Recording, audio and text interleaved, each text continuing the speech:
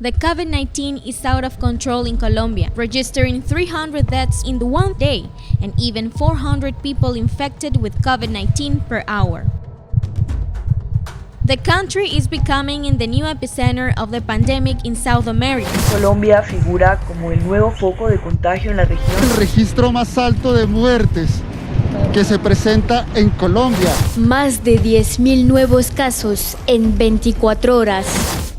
The cases and deaths due to the COVID-19 in Colombia have been tripled in a month, and the beds in intensive care are not enough in cities with more contagions.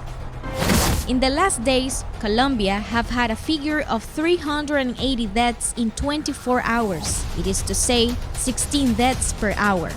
Since the arrival of the pandemic of the COVID-19, more than 10,000 people have died. The contagion surpassed the 300,000 people. Estamos ya con problemas de salud tanto mental como físicas.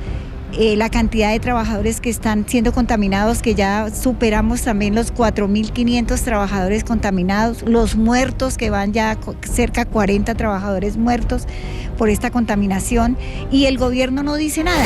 The most affected cities for this pandemic are Bogotá, with more than 100,000 cases, the Atlantic Department with more than 53,000 cases, Antioch with more than 38,000, and Caucas Valley with more than 26,000 cases of coronavirus. It is expected that by the end of August, the country will have the highest rate of contagions, but the Colombians will face another difficult problem, and it is the collapse of the intensive care unit. Esto está ya colapsado. No tenemos trabajadores suficientes para atender los pacientes.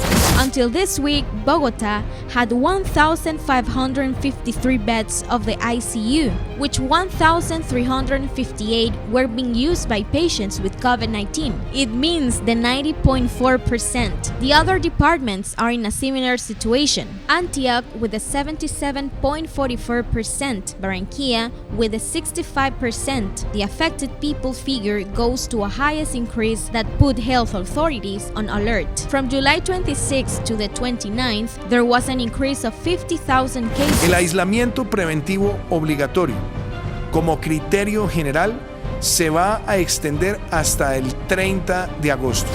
There is another alert in this nation, and it is that the health system of Colombia has two parallel regimes, the contributory for citizens with the ability to pay and the subsidized for the poorest. There is not a 100% public health system. Many are afraid that in the following weeks, the citizens with higher medical needs stay with no medical attention, whether for not having the resources for this medical attention or because there will not be any available bed in hospitals.